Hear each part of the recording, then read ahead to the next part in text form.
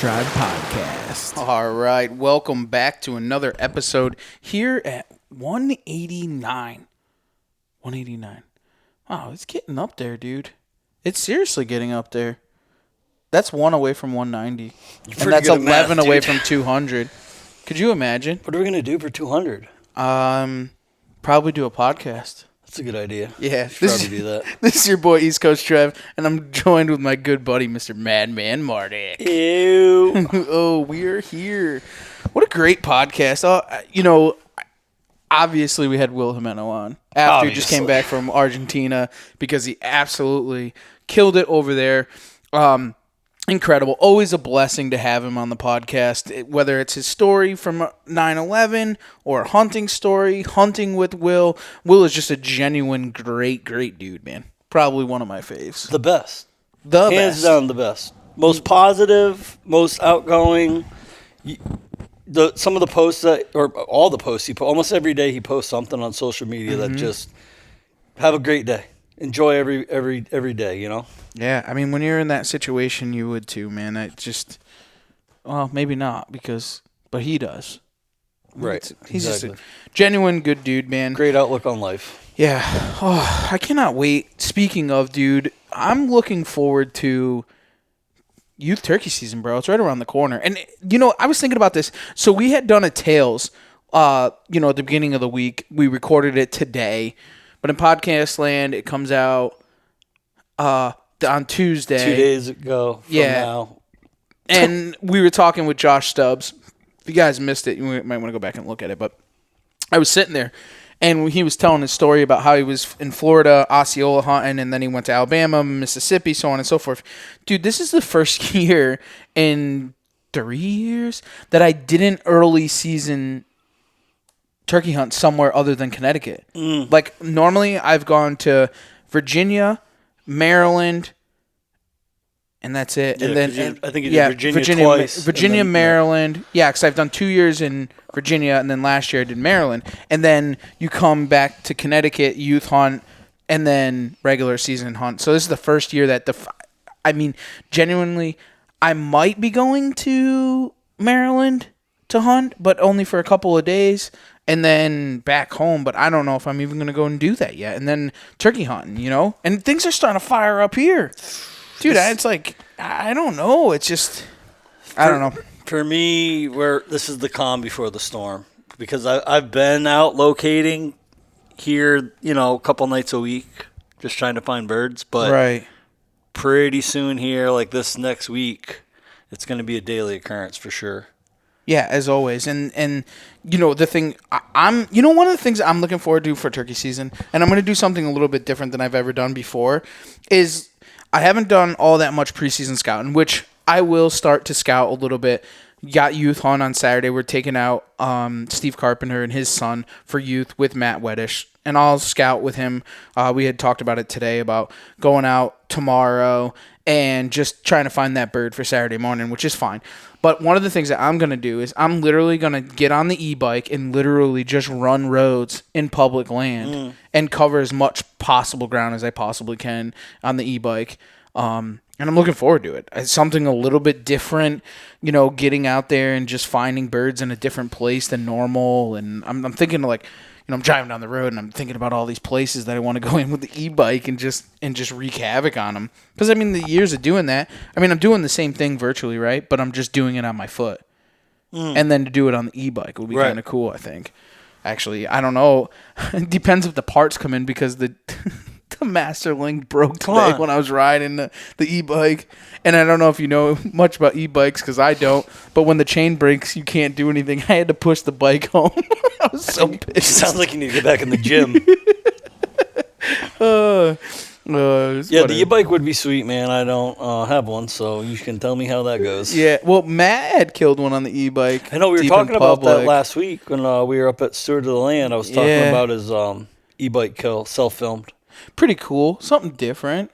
I don't know. Everyone makes fun of them, but dude, I have one, so I'm gonna put good use to it this year. Absolutely, especially with turkey hunting. But you got a Killer's Corner or anything? I don't. All right. So for you guys that don't know what Killer's Corner is, obviously on our group page, The Outdoor Drive, on Facebook. You can get to it through the Outdoor Drive podcast on Facebook.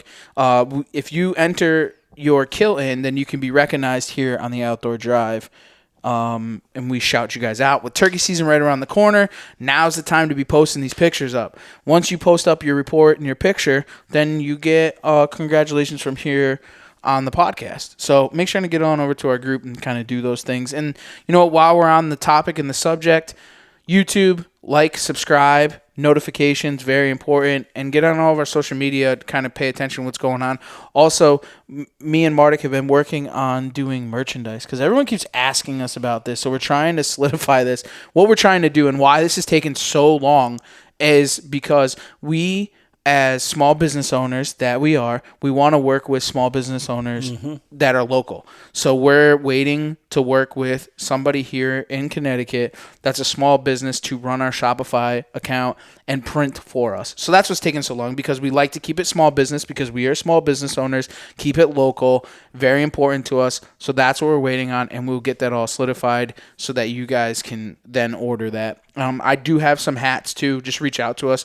There is some black hats and some red hats. So it's gray and red and black and charcoal, I think. Black front, charcoal back, trucker hat, and then gray front, red back. Right. So we have those. Check them out. They're on Facebook. Yep, $25 to, if you pick up locally, $30 ship. So go and check those out.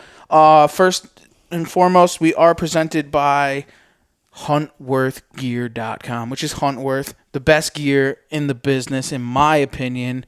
Some of the greatest stuff out there. If you guys haven't checked them out, make sure to go to HuntworthGear.com. You might want their early season Durham pants and their light stuff. Works very well. Hunted in it last season. Beat the living crap out of it. Stands up. It definitely is a very, very good stuff. You get more for less with Huntworth. Nor'easter Game Calls, nor'eastergamecalls.com. Mr. Mark Buzzle. He's doing his thing over there in the shop. Tons of outdoor drive windbreakers. A ton of really good calls, the box calls. There's some mini cluckers on there. Get on over to nor'eastergamecalls.com. New website, some really good stuff. He is shipping them out. We also have the mouth calls. So you guys need turkey calls, now's the time to get on there and get some stuff. We have a promo code running right now, too. Yes, though. ODD will save you 10%. That's odd. Well, yeah. ODD is going to save you 10% for the month of April. So not much left there, but you want to get on over there, save yourself 10%, and get yourself some Nor'easter Game Calls. Last but not least, Zeus Broadheads. ZeusBroadheads.com. They are the most deadliest broadheads on the market. Cut the Zeus loose. ZeusBroadheads.com. So those guys, go and thank them. And last but not least, Bowhunters United. We can't thank those guys enough for everything that they do. If you guys aren't members of Bowhunters United, you guys are missing out. The stuff that you guys gain from there's all kinds of, you get promotional, promos for being members there. You get a nice hat. You get some really cool stuff when you get sent stickers, so on and so forth. Nice stickers. Big very decals, nice stickers. Yep. Very nice. So that link is below, so you guys can click on that. We have our own affiliate link, so you guys can get your membership through us, and we get a little kickback for you guys doing that. So that's right below. And with that, let's crank right into the News and Cruise, sponsored by Bowhunters United. All right, guys, why don't we buckle up and see what's going on in the world of news with Mr. Mike Salter. Hey everyone, we're going to start this one off with some international news in Australia, where the South Australian government is banning all bow hunting in the state due to 3 incidents involving the injury of a police officer and deaths of a domestic cat and sea lion, all as a result of compound bows. The ban has not yet gone into effect, and people are encouraged to take action and speak against the ban, which can be done through howlforwildlife.org. Roughly 61,000 people hunt in South Australia and contribute approximately $169 million to the economy. The ban only applies to hunting, not target shooting, even though all the incidents with bows used were equipped with field points. This ban would significantly impact not only hunters, but guides and outfitters, shop owners and manufacturers, local businesses, and people who rely on hunting to help reduce their grocery bills. So get on over to howlforwildlife.org and help speak against this ban. Now to some national news, where the Recovering America's Wildlife Act has been reintroduced. This act would provide $1.3 billion annually for state fish and wildlife agencies to implement state wildlife action plans, which outline specific science-based conservation actions necessary to recover and sustain healthy fish and wildlife populations. This bill would directly affect every state wildlife agency and all of us who spend time in the outdoors, so contact your legislators and urge support of this act. Now to Idaho, where Senate Bill 1143 has been approved and signed into law by the governor. The bill grants authority to the Fish and Game Commission to manage shed hunting. The Fish and Game Commission will now have the ability to impose seasonal restrictions on the possession, transportation, and the collection of antlers and horns to protect wintering big game. This stems from stress impacts caused by shed hunting on overwintering big game is a good step in maintaining the health of these populations, especially after seeing closures to shed hunting in Utah this year due to winter impacts to big game. Now to Maine, where yesterday the Joint Committee on Inland Fisheries and Wildlife had a hearing on 2 coyote hunting bills, LD 604 and LD 814. LD 604 extends the night hunting season for coyotes by moving the start to the day immediately following the end of muzzleloader deer season. LD 814 is proposing restrictions on daytime and nighttime hunting of coyotes. The bill would limit daytime coyote hunting to October 1st through March 31st, with a closed season from April 1st through September 30th. Any violation of this would carry a $500 fine and mandatory 1 year of revocation of the offender's hunting license. The bill would set the night hunting seasons for coyotes from December 16th through March 31st. And additionally, an electronic handheld or mouth-operated predator call must be possessed during night hunting. And the commissioner may appoint agents to hunt coyotes with artificial illumination from October 1st through December 15th. This is a big change since there's currently no closed season for coyote hunting in Maine and shortens the night hunting season. So contact your legislators in support of LD 604 and opposition of LD 814. Also in Maine, some good news as for the 2023 turkey season. Hunters now have the option to register their turkeys online and do not have to go to a registration station. The registration stations will be available for those who still wish to register the turkeys in person. Now to Michigan, where the NWTF and volunteers will be hosting a turkey patterning day this Saturday, April 15th, at the DNR Rose Lake Shooting Range. This is a free event, and staff will be available to assist in patterning individual shotguns. They'll also be grilling and providing food for attendees while supplies last. Turkey targets will also be provided, but participants must bring their own shotgun and ammo, and there's no registration required for that event.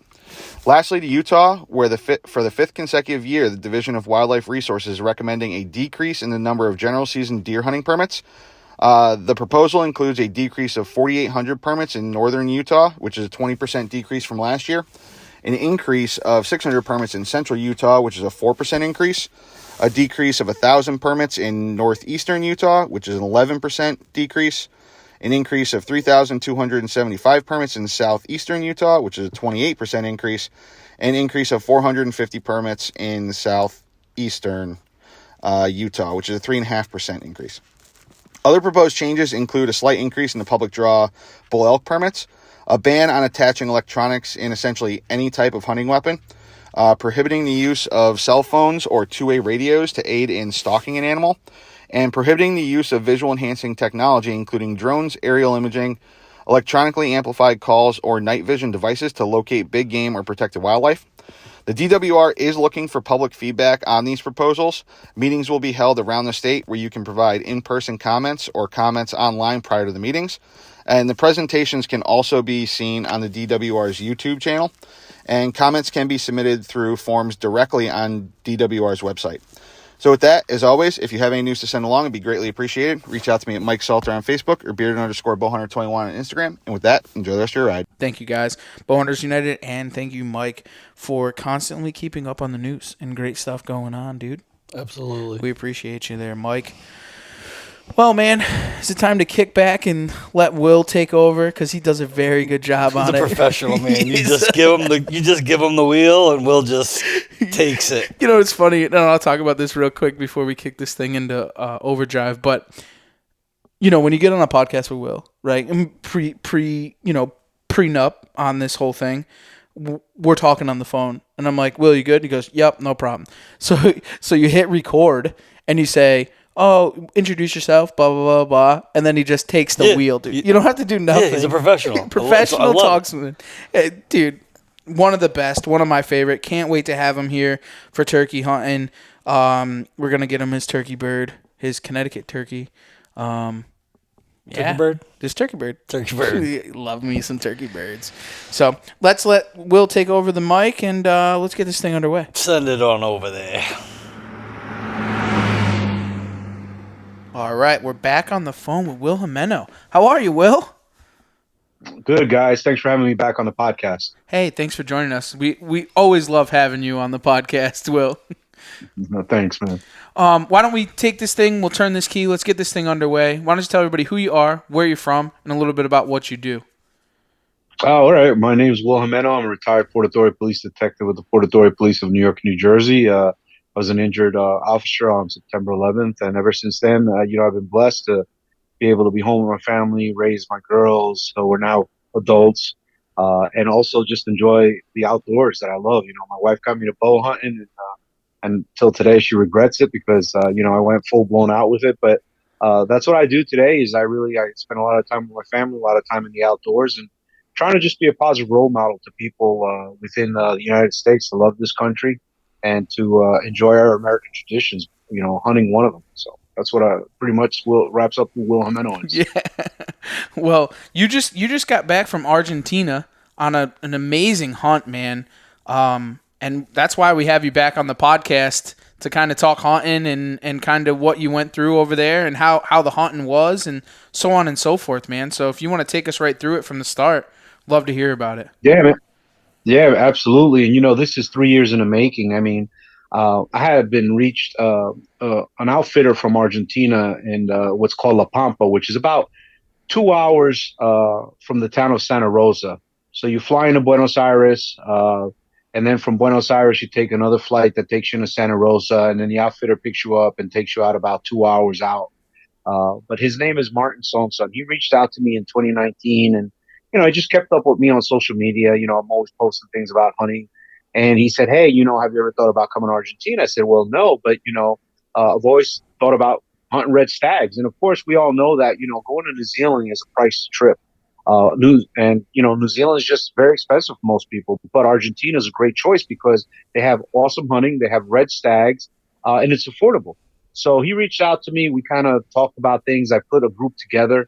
I even offered him. I said, listen, man, I said, if we come out there, you give us a good deal for the hunters that I have, and I'll see if I can bring out Bowhunter TV because I'm friends with them and been friends with them for a long, long time. So I had reached out to the guys at Bowhunter Magazine and Bowhunter TV, kind of threw the idea out their way, and they said, yeah, that sounds interesting. It sounds like a great adventure, bow hunting for stags. And so we got it all put together, and, we were about to go in 2020. And then it was about 3 to 4 weeks before when COVID hit, just wrecked us. I mean, it tore my heart out because I was like, man, I'm telling my wife, maybe we could get the trip in before they lock everything down. But unfortunately, it was only like 3 weeks before, and they pretty much shut down the world, as we all know. So that put a dampened everything on us on that aspect of that hunt. And then, 2021, you couldn't go there if you weren't vaccinated. Actually, I don't even think they were still letting people in Argentina. And then 2022 was, well, they still had restrictions on vaccination. And some of the people that I was hunting with, they weren't vaccinated. They weren't going to go. And I'm like, well, I can't bring in a group that is not, the entire group that I wanted. Then it was questions with Bowhunter TV. It's like, hey, if we go there, what happens if we get stuck there? Because that's what happened to a group of people that were there before they shut everything down. There were American hunters in Argentina who got stuck there for almost a month and a half. So you're talking about disrupting people's lives. How do you take a month and a half from work, a month and a half from your family?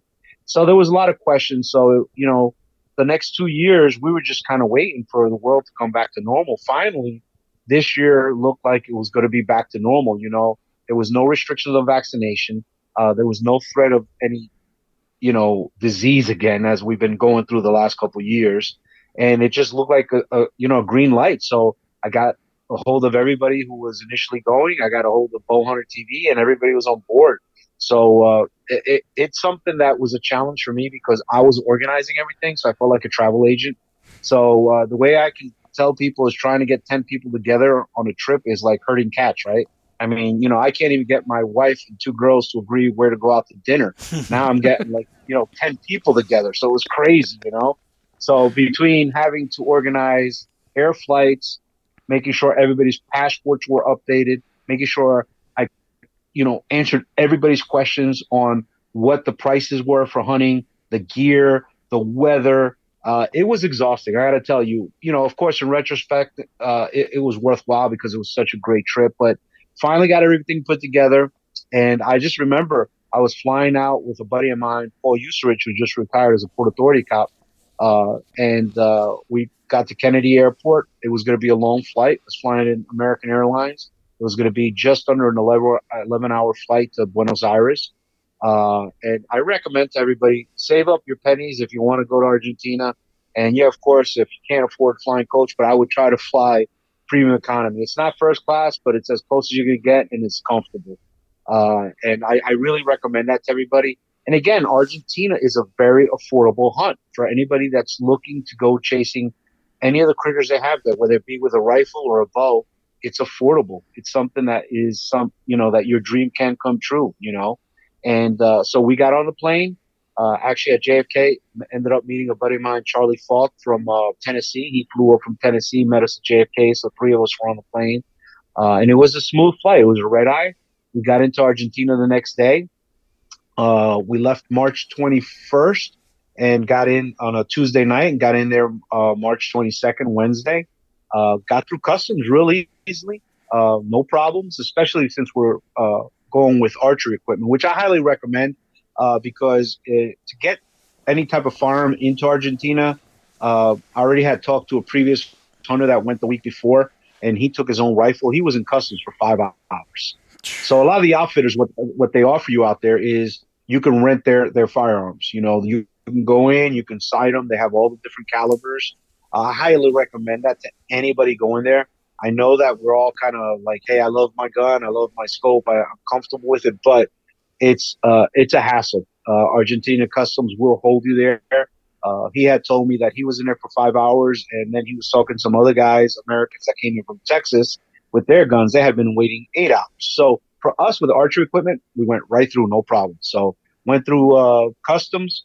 I had everything set up, which is nice. I already know which company to use to transport us from the Buenos Aires airport to the regional airport where we would take the second flight that day toward the outfitter. But what I did was I tried to make this an enjoyable trip. I didn't want it to just be like, how when people go on business or on a hunt, you go into the place, you don't see the town, you don't see anything, you're just in camp, you hunt, then you come home and you don't enjoy the surroundings. And this is a big trip. I mean, 11 hours international, passports are involved, all kinds of different stuff. So I wanted to make it as an experience that people could remember. So what I did was I made sure that I reached out with Martin Sonso, who's the outfitter. His outfit is called Cota de Casa Hungalin, which translates into House of Hunting Hungalin. He gave me the name and number to a great transportation company. They were awesome. It's called Skybus out of Buenos Aires, Argentina. So the head guy's name I was dealing with, which is his name was Nacho. He was really, really cool. A great guy. He had his driver Jose meet us at the airport, and highly recommend if you go to Argentina or any other part of the world, use the WhatsApp app because that's the way a lot of people communicate. It's really easy. I made sure all the people on my group were on it. I was able to communicate with the driver once we landed. I gathered our group that came from all different parts of the country. We had Kurt Wells from Bowhunter TV was there. He's from Minnesota. You had a buddy of mine from Texas. You had a buddy of mine, like I said, from Tennessee. Had a couple guys from Maryland, and of course us from Jersey. So we had people from all over the place. We had cameraman from Maryland as well, and another one from Montana. So it was just a great mixture of Americans, American bow hunters going out there. So got into Buenos Aires, reached out to the bus driver, said, "Hey man, gather all your stuff. I'll be out here." It was a big bus, which we needed because we had a lot of gear between, suitcases and bows and camera equipment. Jose met us out there, we threw everything on the bus, and next thing you know, we're off into downtown Buenos Aires. Our flight wasn't until 6 p.m. that night, so we had a little time to kill. So we got a little tour of Buenos Aires, and the best part was we got taken to a really good restaurant. And for those that don't know, Argentina is very known for their steaks, for their meat. So we ended up going there, and I, sat down, and I'm like, all right, this is kind of a really nice place. I thought I was going to drop a lot of money. And another plus is because the American dollar is so strong, what I thought was going to cost me probably $150 meal, because that's how good it was. I know it would have cost me that much here in the States. Only actually cost me $48 once the exchange rate. So it was awesome. It was like, wow, once you're in Argentina, your money really goes far. So we had a great lunch. We got to see a little bit of Buenos Aires. We got taken to the other airport. Our bus driver dropped us off. We got onto the second flight, and we landed that evening about 9:30 in Santa Rosa, which is a small airport. We got there, and our outfitter Martin was waiting for us with another bus and one of his guides. They received us warmly. We got all on the bus, and again, I didn't know how far it was to camp. And I said to Martin, of course, I failed to tell everyone I'm the only Spanish speaking person on this trip. So I got me and 9 gringos that had like no Spanish whatsoever. So like I was not only going to try to enjoy myself, but I knew it was going to work because I had to translate for everybody. So highly recommend getting yourself Rosetta Stone if you're ever going to go to Argentina, and brush up on your Spanish. Trust me, it'll be worth it, especially when you're hunting with your guide on one-on-one. Because this outfitter, every hunter would have his own guide, so you want to make sure that you can communicate with your guide. So it's very important to at least brush up on whatever country you're going to. Just learn some of the lingo so you can get by with your guides. But of course, it was easy because I'm bilingual. I was born in Colombia, but came to the States when I was 2. And it comes in handy. So, of course, that evening, we all get on the bus. And I had said to Martin, I said, Martin, how far is camp? He's like, oh, it's only about an hour away. I'm okay. So we start going, and Martin just takes off. There's no speed limits over there. So I don't know. He just disappears. So we're going down this dark highway with this bus driver who's talking to me. And I'm like, all right, we're already an hour and 15 minutes into this ride. I thought we were going to be at camp. Finally, we see some headlights in the distance. It was Martin, and he was waiting for us. What he failed to tell me, it's an hour for him because he does like 130 miles an hour. So our bus driver wasn't doing that, and we later laughed about it because we're like, okay, glad our bus driver didn't do that because we probably all would have been in fear for our lives. But apparently it's a different country, and once you get into the country, they can go as fast as they want. So we got to camp. It was late. We were met by all the guides who were just terrific. I mean, we didn't lift one bag. They took all our bags. They took all our equipment. They brought it to a house. Nice camp. They put us each in our rooms. So I was rooming with my buddy Paul, and it was just great. Everybody had two to a room, with the exception of Bowhunter because there were 2 cameramen and Kurt Wells. They had a big room with 3 beds, and everybody had their own bathrooms. It was just awesome that evening. Got up the next morning early to start the hunt. And what I wanted to make sure was I asked the guide to make sure he had some hay bales. And I brought a deer target, and we popped it up, and everybody shot their bows in the morning, made sure we were on because that's important after such a long trip. So all our bows were on. We met our guides. Each person had their own guides. My guide was Christian. He was an older gentleman. And of course, because of my injuries from in the line of duty, I have a bum left wheel. So, I can only do so much spotting and stalking. So the plan for me was to go to a blind. It was a blind, and Martin had been sending me videos and pictures from the blind where there was all kinds of animals coming in, from red stag to goats. Believe it or not, one of the things you see there on their landscape is donkeys. It's just part of their landscape. They walk around. What I thought was an ostrich at first, but it was, I believe they're called emos. The big bird. That was the first animal I saw that day, which kind of freaked me out because I wasn't expecting to see them. But of course, one of the other things that they had there was black bucks, which is pretty cool, and water buffaloes. So that first morning really turned out to be what hunting usually is. I didn't really see any animals. I saw a female and young black buck yearling.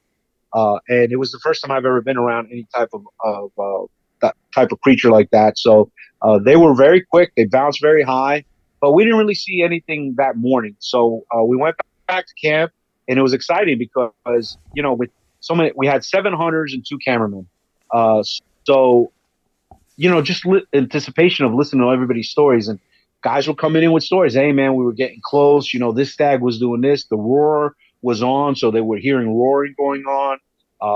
They would see the black bucks in large groups, both bucks and females. So it was an exciting morning. Nobody had let one fly yet, but it was really exciting. And as we kind of were still settled in, meeting everybody. They had a great cook there. So their main lunch is what we call lunch is their main meal. So in Argentina, they'll have breakfast. Their main meal, which is their dinner, is midday, and then late at night you'll have something smaller. I guess that's why they're in better shape than we are, because they'll have their main course in the middle of the day and then work it off during the day and then have a smaller meal at the evening. So we were just treated to a great meal that first day. I mean, it was just awesome. Martin made sure we had soda, water, bottled water. Of course, had to have some Jack Daniels in the house. And a couple other liquors for everybody to enjoy in the evenings. So we had a great lunch, and my guide Christian said to me, he goes, Will, we should try to get back in that blind a little earlier because it was hot. They're starting to go into their fall season in Argentina when it's our spring, but there was still in an Indian summer, so it was kind of still warm. So the guys that morning they put in a lot of miles spotting and stalking, and the landscape there is almost like Texas. Everything sticks you, everything wants to grab you. So I highly recommend if you go to Argentina to make sure you got gators, because Martin had told me because make sure all the hunters have gators. And let me tell you something. Uh, it's well worth the investment in having those gators. There's these little burrs that are just everywhere. When we stepped off the concrete from where the house is onto the grass, you would just collect these burrs. And a lot of us had Crocs on, at lunchtime.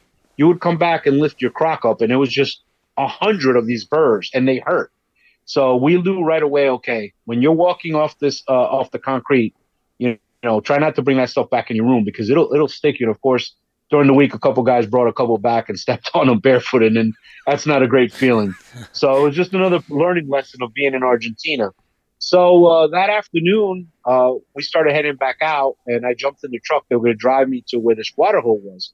And again, we were in a wooden blind, and the shot would be probably no more than 30 yards. So big water hole in front of me. And as we started pulling up in the distance, we could see the water hole, and there was 3 nice stags there already. So we were getting out there around, I think it was 3:30, and it was really hot. And as we start pulling up, we were probably about 250 yards away, and we're like, there's stags at the water. How are we going to get in there? The guide said, just relax. He's like, let's start walking and we'll push them off. Hopefully they'll come back. And that was hard because here I'm looking at 3 stags, any of which I would have shot. And I'm like, if we would have been here an hour earlier, maybe we could have, been in the blind and, but it is what it is. It was the first afternoon. We start walking toward the blind, and sure enough, the stags spot us, and they start melting off into the distance, into the woods. We got into the blind, so it was 3 of us because I had Jim Thompson from Bowhunter TV was filming me. That was kind of a surprise because I had set this up for Bowhunter TV, but they had asked me, we're going to assign a cameraman to you because we want to get more footage. I kind of had mixed feelings about it because anybody who's done any type of filming knows that a lot of times the camera seems to save more animals than you can take with them. It's a hassle. I was kind of looking at just going there and having a good time, letting them do a show. And Jim is a great guy. I've hunted with him in the past up in Canada. He's just the kind of guy you want to be with. He's full of fun. He's funny. So it made for a great, cameraman to be with. And then Christian, our guide, again, he was an older gentleman, didn't speak English. So we settled into the blind. And one of the first things I said to him is like, how do you like blind hunting? And he goes, I don't hunt out of blinds because, see, the majority of people in Argentina that chase stags are really chasing them with firearms. So bow hunting do we have bow hunters that go there? Yes, but the overwhelming people that are hunting the stags are hunting with rifles. So a lot of the guys are used to guiding rifle hunters, kind of like chasing them down, getting within 300 yards, shooting the animal. He had never seen a bow hunter before. This was like brand new to him. He actually told me, he goes, I don't think you're going to kill anything with that. And I'm looking at him like, for real? I said, do you see this big Grim Reaper broadhead I got on here? Like, do you see this? And he's just like, No, I've never seen this. I mean, it was new to him. It was exciting to him. Wow. But what he liked is he said, this is kind of cool because I don't have to walk around like, many miles. I get to relax here. And I'm like, oh, so this is working out for him too. So we settled in, and a little while later, here comes this herd of goats, the mouflons, and they start running into toward the water. And So they're kind of making a ruckus. Next thing you know, I see a donkey coming from my left. So there was wildlife because it was really, really warm. And then when I looked to my left, I could see a big stag out about 150 yards. And I think it was one of the three that was there. He was just beautiful. I'm like, wow, look at that. And then in the distance, straight ahead, about another 250, I see two more stags. So it's like, oh, yeah, that must be the three that were here, and they're starting to make their way back. And it took a while, but they started making their way back, and they started coming in. And it was like, wow, which one do I pick? They're all great. It was just like a matter of like, all right, once I get a shot at one, I was like ready. I knew it was the first afternoon, but I was ready to let one fly. And they started coming in, and it was really crazy because now we had a lot of critters around the water hole. You had these goats, you had these donkeys, you had the stags coming in. And the first stag that was coming in was a real nice one that had crowns on. And it came in, and it just literally attacked the goat. I mean, it just took its horns and lifted this goat that was in his way and flipped it. And we were like, wow. Now at this point, it's only 20 yards from me. And I'm like, all right, this is the stag I'm going to take. So I told Jim, I'm like, I'm going to take this one. We had another stag to our left, another bigger one that was to behind him, and it was just commotion. I think I pulled back 3 or 4 times on the stag, and every time I started pulling back, he would move, so I'd let down. At one point, my cameraman's like, "You got the shot." The problem was the stag was right there about 20 yards, but between me and him were a bunch of these goats. And all I thought was, oh my God, I'm going to let this arrow go. And one of these goats are going to put its head up and it's going to take it in the head. So again, I held off. So I pulled back like 3 or 4 times. And every time I'm holding, and I'm like, I can't get the shot. I can't get the shot. So it started getting frustrating because there was just a lot of animals moving around. Finally, the guide says to me, he goes, you should shoot one pretty quick. I'm like, why? He goes, there's a water buffalo coming in from our left. And I look, and there's this big water buffalo. I've never been around one. All I could say is pictures and video don't do its justice. This thing's the size of a car. And it's coming in from our left, coming in from our left, coming in from the left. Animals are everywhere. It was just a crazy scenario. And here comes this water buffalo and cuts right in front of us at about 10 yards and starts going into the water. And the guy was worried that the water buffalo was going to scare off the stags. And it just got crazy. So at that point, the water buffalo's in front of us. We got animals everywhere. I'm trying to get a shot. Finally, one of the stags comes in. He's one of the older stags, real thick horns. And he comes in and he starts, right in front of me, puts his head down. And I could see the one stag that I was originally going to shoot was a little further back and up on a hill. So I said to Jim, I said, we're going to take this one. And he said, the one right in front. And he said, yes. I said, yes. And he goes, are you clear? Because, of course, from his angle, it's a little different. He's looking at it and he's like, oh, but you got a stag behind him. I'm like, no, I'm clear because he's kind of higher than the stag I want to shoot. And at that point, I'm like, you know what? I'm taking the stag. I got a clear broadside shot. So I pulled back, put the pin on him, let it fly. It zipped right through him. And next, he runs like to my left about 15 yards, 20 yards, and literally drops within 15 seconds. I mean, just drops dead right there. It was like, yes. Like it was like, I know it's the first afternoon, but I flew this far. I was going to let one fly. It was a beautiful stag. I mean, I double lunged him. He ran over. The other stags start running. It's just chaos. Like stuff starts running everywhere. And that stag just drops right there. I couldn't believe it. Meanwhile, I still got this water buffalo at 10 yards in front of us. So at that point, we're kind of celebrating, I'm talking to the camera and the guy's like, don't move. Because now this water buffalo we weren't paying attention to, kind of stands up, is looking into the blind like, what are you guys doing? And this thing could literally like run us over in its blind. No ifs, ands, or buts about it. So the buffalo started kind of approaching and And I remember Jim saying to me, "Can you ask the guide, are we in danger?" So I asked the guide. I said, "Like, look, are we in danger?" And he's just like, "Don't move. Like, don't move." He was serious. Don't move. So we did it. We just like froze, you know. And after a little bit, the buffalo starts walking out of the water, literally walks right by my stag and starts walking away. And I remember just like, can we get out of the blind now? You know, once that animal, the water buffalo walked away, we got out of the blind. And man, let me tell you, it was a dream come true. I walked over and was able to put my hands on this beautiful Argentinian red stag. He's older, so most red stags have brown horns. This guy's horns were kind of white, and he still had velvet on. And I was told that that's because as when they're getting to the end of their life, they don't even feel like rubbing their velvet off, you know. And he wasn't the biggest in the body wise because he was kind of a little thin on the hindquarters because he was old. But I didn't really care. I said he had great tops. He had such mass. I couldn't get my hands around the base of his antlers. That's how thick this thing is. And just a beautiful red stag, you know. And the shot, the whole scenario, was a dream come true for me. You know, I've always dreamt about hunting red stag, and it was just awesome. And so at that point, we were celebrating, and it was something to remember. I mean, you know, we were able to go back to camp, celebrate. Everybody was very happy for me. We were all celebrating, and it was just a great moment. You know, really, really was. And you know, everybody's going to be able to catch this on Bowhunter TV. It's going to be airing, I believe, at the beginning of August. At some point, it's a two-part series because we have more kills to talk about because Kurt Wells ends up shooting a nice red stag, and then uh, I end up shooting a water buffalo later, and Kurt also shoots a water buffalo, which is all going to be on TV, and it was crazy. It was just a great time, really was. What did Christian say about after you had killed the stag and then it had fallen within 20 yards of the blind?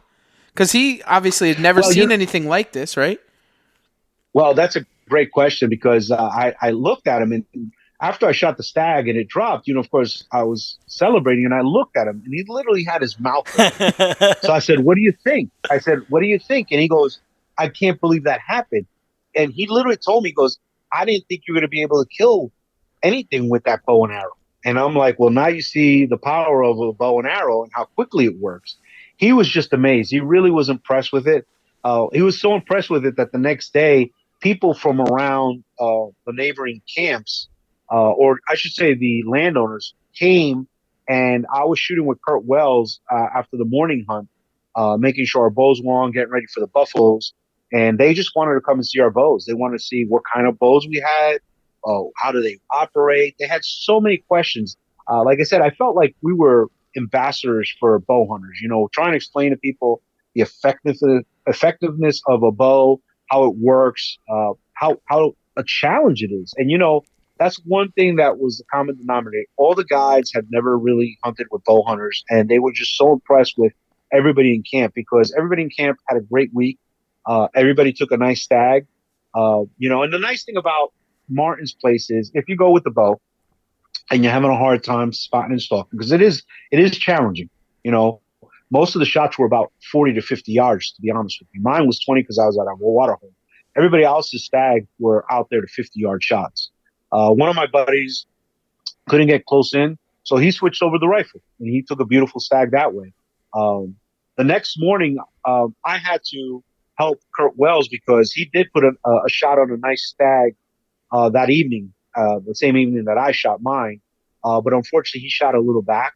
So we were going to go look for it the following day. And it so happens to be, it was the first stag that I was going to shoot, the one with the crowns that hit the goat.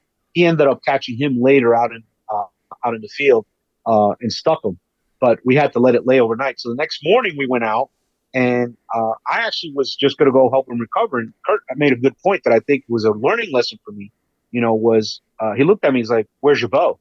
And I said, "Oh, I was coming to just help you recover." He goes, "No, no, no, no. You need to bring your bow because if for some reason we spread out and you come across the animal, you might have to dispatch him because at that point it's about recovering the animal. It's not about ego macho. It's about doing the right thing." And I said, "You know what? You're never old enough to always learn something new." And I didn't think about that because, you know, again, I'm a Jersey hunter, you know, here where, hey, if I'm going to go help recover a deer, I'm not bringing my bow. I'm just going to help guy. But no, he's like, no. And that's from years of experience from, Kurt, from hunting all over the world. He's like, no, bring your bow. And as we started going out to Last Blood, Martin said, hey, look, there's a group of black bucks. And he said, one of you guys got to come with me. We're going to try to kill one with the bow, which is very, very difficult, like very difficult. And Kurt looks at me and goes, Will, you go. And I'm like, no. I said, basically, you're the star of the show. You should go. So we kind of go back and forth. He kind of yells at me, you're going. So again, I'm limited with my leg, but I kept up with him. I'm like, one thing, even though I got a bum wheel, you'll never hear me complain. I'm going to keep up with everybody. I'm a hunter. And it's tough terrain, but we made a huge circle. Long story short, I took about almost an hour, and we got within bow range of these antelopes. And it was one black buck that was out there, and we got behind a big tree, and I ranged them at 58 yards. And so I put my pin at 58 yards, but if I felt something in me like, man, it seems a little farther, but I'm getting 58 on the rangefinder. And I pull back and I let it go, and I could see that arrow going right to him, and all of a sudden I hear grass. I ended up short. I'm like, oh, man. And they took off. Well, lesson learned, my rangefinder wasn't reading the black buck. It was reading the tall grass, because there's a lot of tall grass in Argentina, and it was reading that grass. So that animal was probably, I'd say, about another 5 yards further. It was a clean miss, but it was an exciting stalk. And I'll tell you what, even Martin, who was the head guide, who was guiding us that morning, because we are going to try to get Kurt's animal back, basically said, I haven't had anybody get a shot with a bow before, and you came very close. And I said, listen, man, I tried. It was pretty cool. It took us an hour to get to where we could, and I couldn't get any closer because they were out in an open field, and we just luckily were able to creep through. And he would tell me, like, get down, but I can only get down so much with my bad leg. So I'm like, bro, just keep going. I'm right behind you. Then he's like, can you crawl? And I'm looking, I'm like, I'm not crawling in this terrain. There's birds everywhere. Like, I'm in pain. Like, and this guy's like putting his hands out. I'm like, and he's coming up with birds in his hand. I'm like, you're tougher than I am, bro. I'm like, I'm not doing that. But we ended up getting within bow range. I came up short. The footage is great because, I mean, and it shows that, hey, man, not everybody on TV kills. You know what I mean? Not everybody kills all the time. That's part of the hunt. It's part of the experience. So it was great. And then later that morning, we went ahead and we were able to track down Kurt's stag. So we were able to celebrate with him on his stag. And then the rest of the week was every single day that we went out and come back. It was just story after story, which was awesome. Hey, I got close to a stag. We waited. The guys that did kill, one of my buddies was on his knees for an hour on a bedded stag, and then he put a 50-yard shot on it. They got like cell phone camera, but it was awesome, and this guy's like, I've been trying for 2 years to kill an elk, couldn't connect on an elk. He goes, I'm taking a stag, and he put a 50-yard shot on it. Every other guy just put down some really nice stags, but they were earned. I mean, one of my buddy Charlie, who actually killed that stag, had a monitor reading how much they're walking. One day he had walked 11.4 miles all day long between the morning and afternoon. So you definitely got to be in shape for this hunt. If you're spotting and stalking, you have to really be, your cardio is very important. And then later in the week, I switched over, to be honest with you. I said, I'm not leaving Argentina without a black buck. So I was able to grab the rifle on the second to last day. And after about 3 hour stalk, we came across a bunch of black bucks. I had one shot at one and couldn't get it off. Finally took a shot on a beautiful black buck, and I dropped him with 30-06. So it was really just an overall great trip. And for me, not only was I happy, I was able to arrow a red stag, a water buffalo, which was over 2,000 pounds, and then a black buck with the rifle. But to see my friends be successful and to see their smiles and their happiness and their joy and all the stories we shared in camp every night after the hunts, it was just laughters with great food. I mean, it was great food every single night. And just the stories. The only thing I was tired about was I had to translate everything from English to Spanish and then from Spanish to English. So that was tough. That was tough but at the end of the day, I really enjoyed it. It was really fun. And again, to see all these great hunters that I respect, admire, and call friends, and for them to enjoy this trip, it was priceless. It really was. I highly recommend to check out Argentina. If it's something that you want to go on an international adventure, it's affordable. I mean, overall, I think you probably spend I'd say about $6,500. I mean, the flight's going to cost you, probably a lot. But like if you look up at Martin, and we can also give the information out to everybody about Martin. It's a great place to go. They treat you really good. They feed you really good. They got great animals. So it's a place that I think people should really check out. And I mean, like I said, expand your boundaries. We love whitetails, we love bears, we like North American animals, but there's a taste for me for international stuff that I still have on my bucket list to maybe one day go to New Zealand, but definitely try Africa one day, So those are dreams that I think a lot of people have, but you can achieve those dreams in Argentina at an affordable rate. I think that's something that people should look into. Was the water buffalo a crazy hunt, or did you shoot him over the water hole, or was that a spot and stalk style hunt? Well, Kurt Wells was spotting and stalking, trying to get near them. Mine was over the water hole because they had been coming in. So they said, let's try to film one over the water hole, and it got Western. That's all I can say. You're gonna see it on the show. We got to the blind that first. I think it was the second day. We got to the blind. It might have been the third day. I lost track of days. That's the best thing about being in Argentina that long, because we were there for 7.5 days. I just lost time, and it was nice. I didn't hear the news. I didn't hear all the craziness going on, the politics, the financial stuff, all the craziness in the world just left us. We didn't know what day it was. It was just we were having a great time. And I think it might have been the third afternoon. So we went out, going back to the same water hole because I had seen water buffalo. And I said, I could get a 10-yard shot on one of these things because that's what I wanted, a 10-yard shot. We start going to the blind, and we start getting out of the truck. And my cameraman says, look over there at 100 yards. There's a water buffalo. Man, to me, it looked like a Cape buffalo. That's how big this thing was. And it was out there looking at us. And I'm like, oh, boy. So we just get into the blind. I'm thinking, all right, as it warms up, they're going to come in. And hopefully we'll have a repeat of what happened when I shot my stag, that this thing will be right in front of us. I'm still getting set up. And Jim says, Will, it's coming. I'm like, what do you mean it's coming? He's like, it's coming toward the water.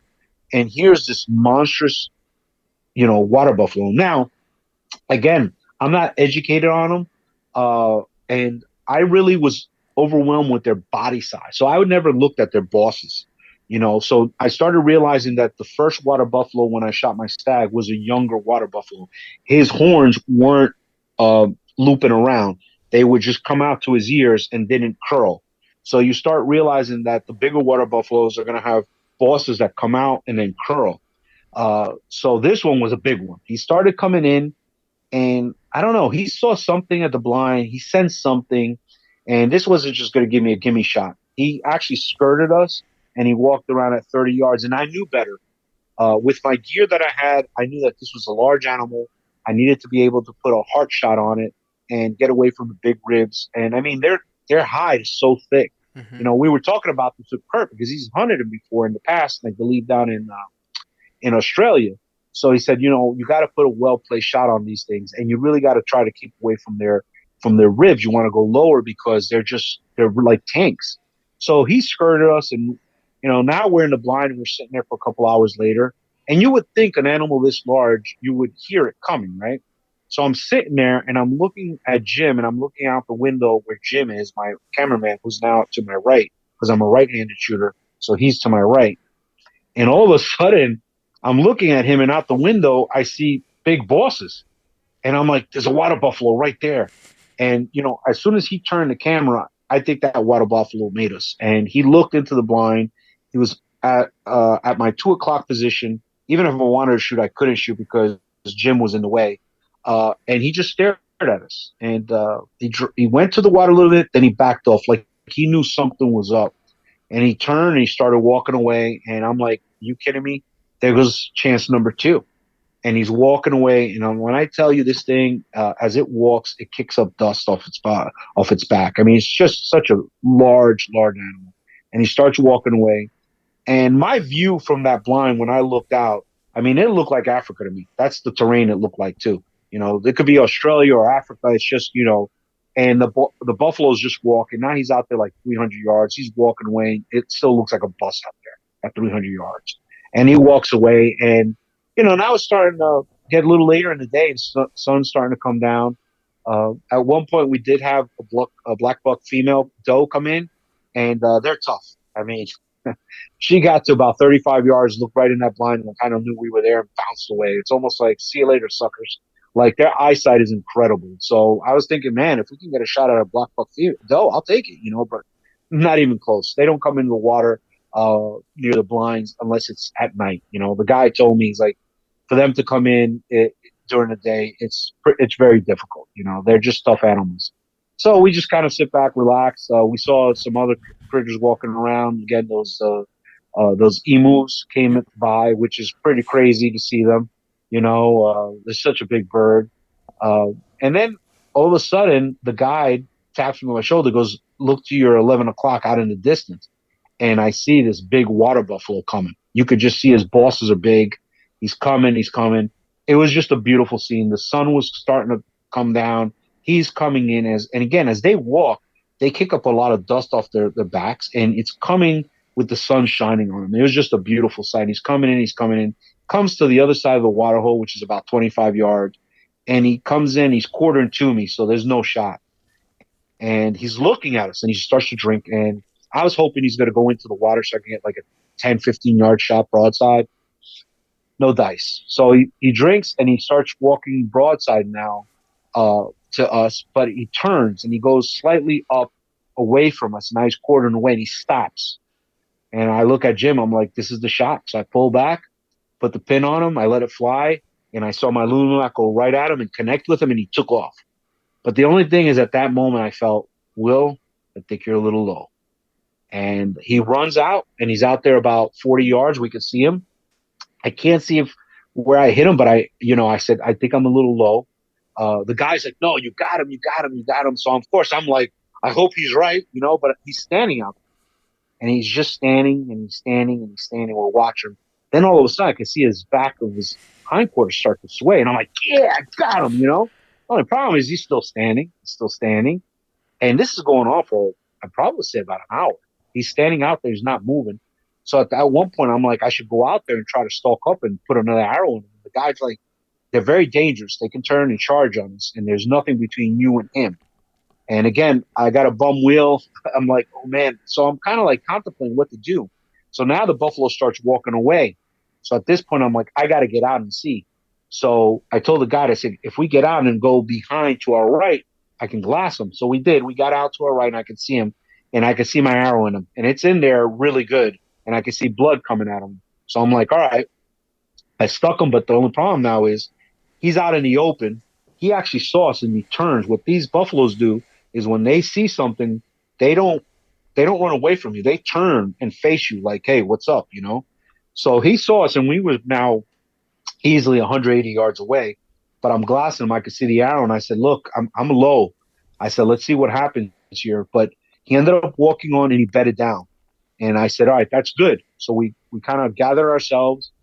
We met up with another buddy of ours that was hunting and his guide, and we looked at him, and he bedded down, and we felt that, hey, I'm a little low, but I got good penetration. He should be there in the morning. So we backed out, and of course, it was a sleepless night. We reviewed the video on the big screen TV, and I was low, but we all felt like, hey, you got a lot of penetration. Hopefully, I cut the bottom of the heart. So again, sleepless night. Get up the next morning, start going out there.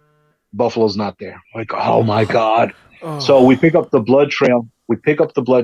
And we go about 100 yards, and now it goes into thick stuff. And my guide was like, I don't think you killed him. This is very dangerous to go in here after him. But I'm looking at him like, well, listen, bro, he's got my arrow in him. We got to follow. We got to go. And at that point, Kurt Wells was with us. His cameraman was with us, but he told everybody else stay behind. So him and one of his guides started going up. My guide's like, we got to wait here. And I'm like, yeah, but I can't sit here and wait. I got to go. Like, what happens if we see him? I got to finish him off. So all of a sudden, my guide started walking up a little bit. I wasn't going to wait. I walked up behind him.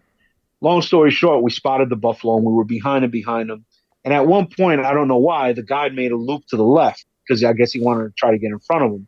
I didn't like that because I'm losing eyes on him and we're in thick stuff. I want to keep my eyes on him because I figured if we can creep up on him, at some point I can get a shot on him, but we lose him. And that's the first point I said, thinking about my wife, Allison, like, okay, because I've never really chased a dangerous game. And I'm thinking to myself, all right, you almost died on 9/11 because I'm a knucklehead like that. I want to help people. I want to, I put myself sometimes in dangerous positions. And I'm thinking of my wife right now. If she knew what I was doing, we're probably shooting because now there's a dangerous animal. I don't see it. It could charge us at any moment. And I'm in thick stuff. And I got a bow and arrow. And this thing's the size of a tank. I'm not going to have much of a chance. So we're kind of like a little nervous at this point. One of the guys goes up into a tree to try to point him out. Can't see him. We get back down. We're kind of crawling through this thick bush. And finally we see him. And the buffalo takes off. I'm like amazed. Man, this thing running with my arrow in it. We ended up chasing him for a little bit. And finally we were able to catch up with him. And we were able to finish him off. I was able to put another shot on him. And, it took a while. It got a little hairy there. Everybody's nervous. The guide was nervous. But we were able to put him down, and I was able to recover my water buffalo, which was just an incredible, incredible feeling. Because the width of this animal is so big that it's just, you'd have to see it to believe it. So everybody was rejoicing. Again, the guides and everybody just had a great time. And the best part of it was that they were real quick with it to butcher it up. They actually brought a truck out that had a refrigerator on. After taking pictures, they actually butchered it right then and there. And one of the things that the main guy was kind of like hesitant about was like, oh my God, I can't believe you shot him so late. He doesn't really understand bow hunting. So I said, listen, I have an arrow in him. You bet it down. He's going to die. It's a cool night. The meat's going to be fine because they love that meat. And later I found out why they love that meat. Because the next day, we started eating my buffalo for the next 3 days. They made meatballs out of it, steaks out of it, goulash out of it, and it was just to die for. It was so good that we were just like, okay, now I understand why you were getting a little upset that you thought the meat was going to spoil, because that meat is so delicious. I can only tell you is if you ever get a chance to eat water buffalo, try it, because I guarantee you're going to love it. So it was a great hunt, but it did get Western. A couple points there we were nervous because we couldn't see where the buffalo was. And again, this is a massive animal, and they move so quickly. That's the amazing thing. Like when they start to run, it's like like a grizzly bear. You don't think it's going to run fast. This thing can run fast, and if it comes at you, you're probably going to have a hard time, doing the olay and trying to get out of its way. It's just so wide that you're not going to be able to. And I'll be probably the first casualty because there's no way I can really run. So it's like, find a tree. But most of the time there were no trees. It was a lot of thick bushes. But it was an experience. It was thrilling. I'm glad to say that, Kurt ended up shooting his water buffalo out of the same blind I went to, because after he saw how difficult it was to get near them, he said, I think it's better to shoot them at like under 20 yards in a kind of, situation where you can control more of it. Because he was spotting and stalking, and he knew that the spot and stalk was going to probably maybe a 40-yard shot. And with their thick hides, he said, I think I'm going to go into the water hunt. And he was successful. So when you see the Bowhunter TV show, you're going to see 2 stag kills, 2 great water buffalo kills, and a lot of great footage, because not only did we show the hunting part of it, but what I made sure was on the last day when we were going back to Buenos Aires, because we flew in the evening, got into Buenos Aires. The next day, I made sure I had the tour bus, I had a tour guide, and we spent all day in Buenos Aires. So a lot of the cameramen, 2 of the cameramen, one of them said, Mike from Montana said, hey, listen, I've been doing this for a long time. I don't get to enjoy cities.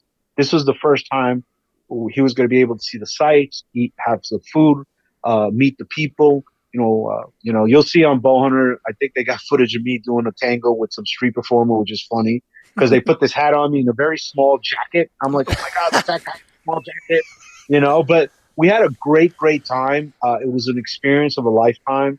And again, I highly recommend it. Argentina is just a great destination and affordable.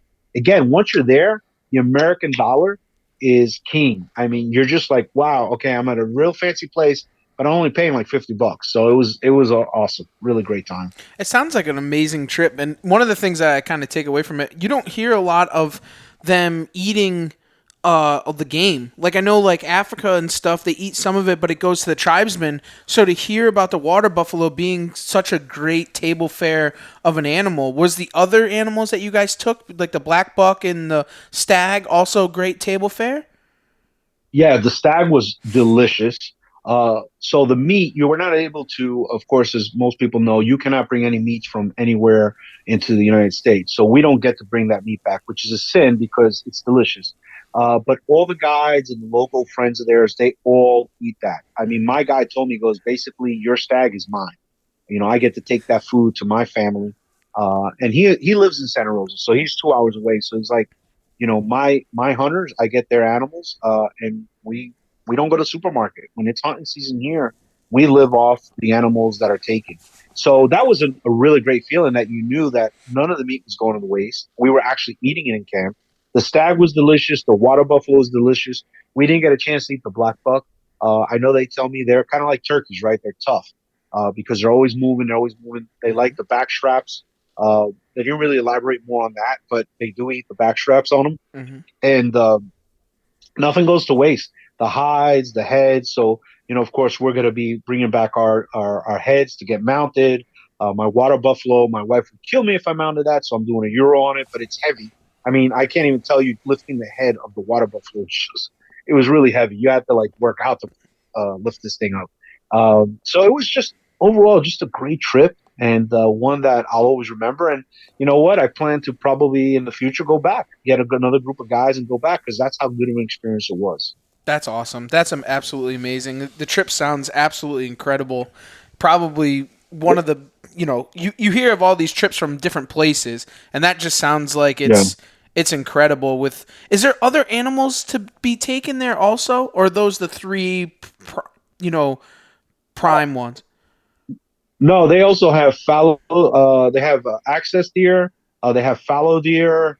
Uh, there are some critters there that you can harvest that are uh, you can't bring them back home, but they're like predators. So they Mm-hmm. have like these type of foxes there that are really weird looking. Mm-hmm. Believe it or not, they have what we call mountain lions. They call them pumas.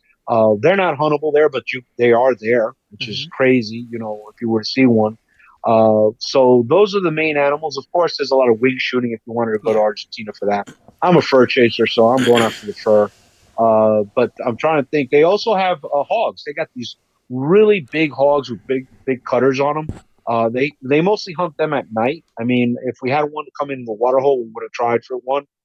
They have a couple other different animals like mouflon goats. They have the sheep there like that. So they have sheep, they have the stags, they have the water buffaloes, the axis deer, fallow deer. Excuse me, not axis. I think it's just follow, Follow. and it might be axis. I have to check. But the hogs, um, and they have one more deer. I can't think of it right now that's there. But I did get to see a white all albino fallow deer, which is pretty cool. I saw some fallow albino deer. I didn't get to see the bucks. A couple of my buddies did while they were stalking. So I was limited, like when I was in my blind, because one day I was in another blind looking for a black buck, and that's when I saw the fallow deer come in, and one was on albino. It was pretty cool. So most of the other guys got to see a little bit more than I did because they were out spotting and stalking, so they were coming across different animals. But they were putting a lot of miles in on their legs. I just couldn't physically do that. My biggest stalk was when I went after the black buck. Both the morning that Kurt sent me off after it, and also the day that I killed mine. That was an hour stalk for me, and then 3 hour stalk later when I shot my black buck with the rifle, and that was challenging for me, because again, an injury that I have, and one of the worst things, which I was praying wouldn't happen to me, was one of my buddies, Joey, from Maryland, came back and he was in pain. I'm like, "What happened?" He goes, "A big thorn went right through his boot and stuck him right in the ball of the foot." And he showed me this thing. I'm like, "Oh my God." So when I was stalking for my black buck, I kept in mind, like, oh man, I hope this doesn't come through my boot. But it went through my guy's boot and stuck him right in the middle. But luckily he felt and he stopped. And it took us a while to actually get it out because at that point I didn't bring my Leatherman with me, and he had nothing but this big knife. But luckily for me, I picked up a shed from one of the black bucks. So I had this horn that was about 6 inches long, He said, let me have that. He actually used the horn to push the thorn through his boot and pull it out. So luckily I found this horn That's because awesome. he was having such a hard time getting this thorn out, and there was no way we're gonna move. Like he's like, I can't walk without my boot. Just can't walk barefooted there. And let me tell you, this thorn must have been, I'm not kidding you, 2 inches thick. I mean, 2 inches long. And we were able to pull it out. So, like I said, it's like Texas. Something wants to stick you, grab you, poke you. So good boots and gaiters are a must. It really is when you go to Argentina. And it's called La Pampa. So that's the area you're out there. It's called La Pampa. And it's just country. I mean, it's tons and tons of open land out there. And hearing these stags roar is just incredible. They got this deep roar, and it's really, really cool to hear them roar. This hunt is amazing. It was great to hear it, honestly, Yeah. Will. We appreciate you jumping Yeah, on, man. This and is incredible. yeah, and I tell people just in case you want on Instagram, Martin Sonsa is the guide, so you can go to his Instagram, which is called Cota Casa de Hungulin, and I know that probably guys are right listening to me like, what the hell is that? But it's just so real slowly I could say it's COTAZAHUANGUELEN. If you go to Instagram and look that up, you can follow along. You'll see the animals we took while we're there, and on Facebook you can look up Martin, and his last name is Sanso. And you can check out and follow him there, and you can see the animals that they're taking now. And if anybody's interested, feel free to, reach out to me at my Instagram, Wasp Archer, and any questions, because Martin, asked me if I can help out, with any American hunters. Just shoot me a note. If you're interested, I'll help you hook up with him, and it'd be my pleasure to help another fellow hunter out to try to put a trip together of a lifetime for them and their buddies and head out to Argentina. Absolutely, and we'll put the link below here so these guys that are listening to the podcast can go to the link below. I'll put his Instagram, his Facebook, your Facebook on there, so if guys do want to reach out, those links will be below. But you didn't get off that easy. I do have one last question for you, Will. I got one last question, and we ask everybody this, but what drives you outdoors, Will? Oh, for me, it's the freedom that it gives me. The great, I really mean this. I mean, when I hunt, I feel that I'm honoring all the men and women that sacrifice so much with their lives for us to have freedom. We get to do incredible things in this country, and the outdoors is one of them. So every single time that I go out, I thank the men and women that have given their lives from the military, from our armed services, in protecting this country and let us be free. So for me, that's what drives me, is to be able to live my life to the fullest and enjoy the freedoms that so many gave their lives for. So that's what drives me. Well, we really appreciate it, dude, and it means a lot to hear it. We look up to you, man. The stories and the things that you've been through and everything like that. It's just absolutely incredible. And we also look forward to this spring, you coming back up to Connecticut and trying to kill a gobbler. Yeah, it'd be nice. It'd be nice to connect. We had a hard time last year, and I'm staying the full 3 days this time. And I don't care if it rains or whatever, but we're gonna get it done. We're not gonna, let those Connecticut turkeys get the better of us. So I'm looking forward to following you guys, Steve and Trev, and see what you guys do ahead of time. You'll probably kill all the birds before I get there. But No, we'll save you. We'll save you one. That's all I need is one, man. But I want to thank you guys for what you do and keeping this obsession of ours, the outdoors, alive and well. And to everybody who's listening, man, live your dreams, man. There's only so many days you have on this earth. For me, I'm 55 now. That's the main thing. I've been working out, getting in shape, making sure that I'm physically active, so I can still go out and live some of these dreams that I have. I want to go back out elk hunting. My main one is a moose. I want to be able to go after a moose. And for me, I'm a big bow hunter, so I want to chase them with a bow. But whatever, tool you use, whether it's a rifle, a bow, a crossbow, make time for yourself, make time and go enjoy it, because, life is short. I always tell people that life is really short, and you get older and of course we have family responsibilities, work responsibilities, but you owe it to yourself to go out there and live your dreams, man. Absolutely. Well, it couldn't have been said any better. And for everybody else, thanks for taking the ride right here on the Outdoor Drive.